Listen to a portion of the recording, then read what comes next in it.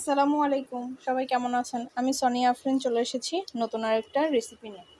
আজকে আমরা রান্না করব নদীর বাটা মাছ।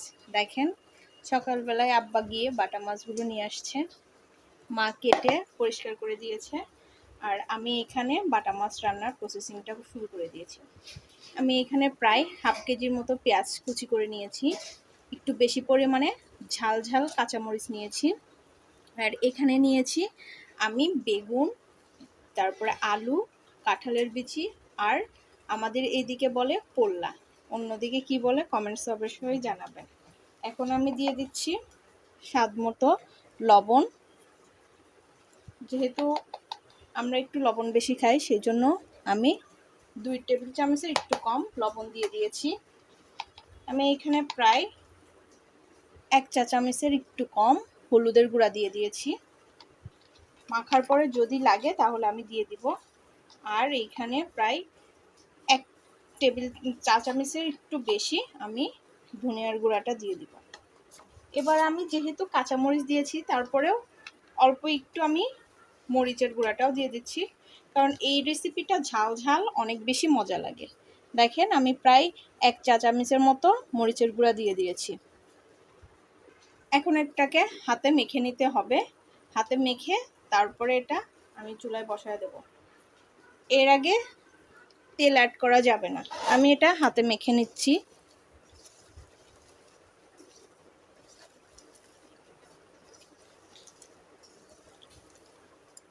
অনেকদিন ধরে ভিডিও মেক করতে পারতেছি না, এর জন্য টুকিটাকি ভিডিও মেক করতেছি এখন। দেখেন, এটা এভাবে হাতে মেখে নিতে হবে, মশলাগুলো এবং মরিচ পেঁয়াজ একসাথে, তারপরে সবজিটা মেখে নিতে হবে। আমি এটা দেখেন মেখে নিয়েছি। এবার আমি তেল অ্যাড করে দিব। এটাতে একটু তেলও বেশি যাবে, আনুমানিক প্রায় আমি 4 টেবিল চামচের মতো তেল দিয়ে দিয়েছি। এবার তেলের সাথে এটাকে মিশ্রণ করে ফেলতে হবে বা মিক্স করে ফেলতে হবে। এটা তেল দিয়ে আমি মাখিয়ে ফেলছি অফ ক্যামেরায়। এখন আমি অ্যাড করে দিব মাছগুলো অ্যাড করে দেওয়ার পরে এটা আর একটু মেখে নিলেই, তারপর পরিমাণ মতো একটু পানি অ্যাড করে দিলেই চুলাতে দিয়ে দিব আমি। আসলে ফ্রেশ মাছ ফ্রেশ সবজি দিয়ে খাইতে মজাই আলাদা। আর আমার মা এটা অনেক মজা করে রান্না করে। আর এখন মা একটু অসুস্থ, মার হাতে একটু ব্যথা, সেই জন্য মা মাখতে একটু কষ্ট পাবে দেখে আমি মেখে দিলাম। ইনশাল্লাহ নেক্সট টাইম কোনো সময় মা আমার বাসায় গেলে বা আমি আবার আসবো যখন, তখন মার হাতের রান্না আপনাদেরকে দেখাবো। এখন আমি এটাতে পানি অ্যাড করে দিব একটু।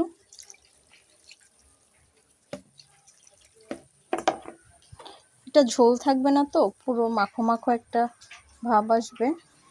আমাদের আঞ্চলিক ভাষায় যেটাকে আমরা বলি গাও মাখানো। তো আপনারা কি বলেন বা আপনাদের আঞ্চলিক ভাষায় কি বলে অবশ্যই কমেন্টসে জানাবেন। এই তো আমি ঝোলটা পরিমাণ মতো দিয়ে দিয়েছি মাছ আর সবজি সিদ্ধ হওয়ার জন্য। এর বেশি আর ঝোল দিতে হবে না।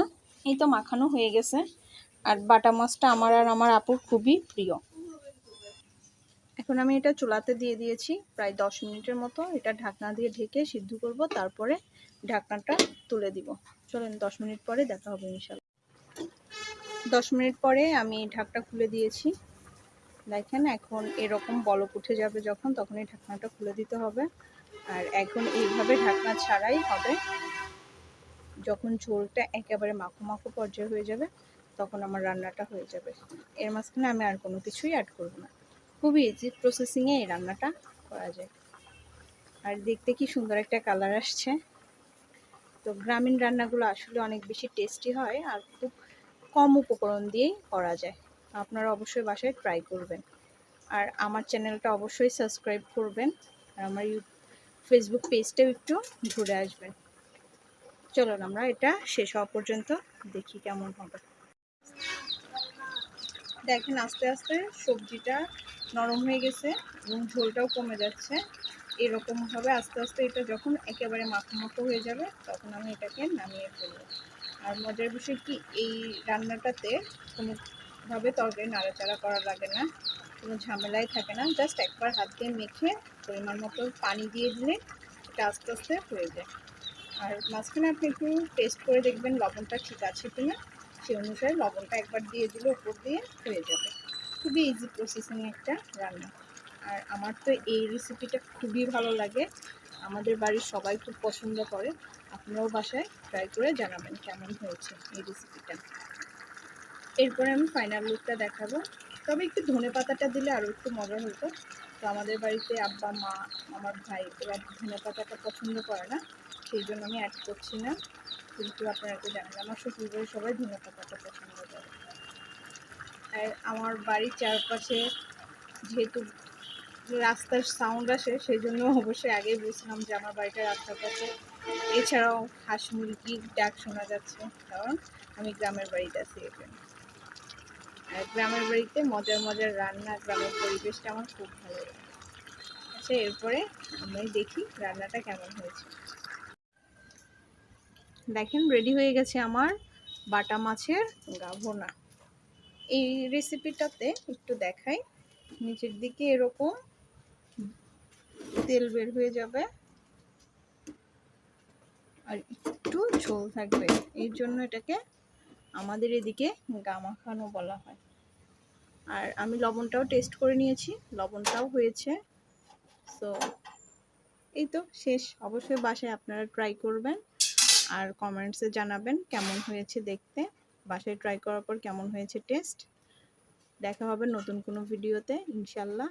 আজকের মতো এ পর্যন্তই। আল্লাহ হাফেজ, আসসালামু আলাইকুম।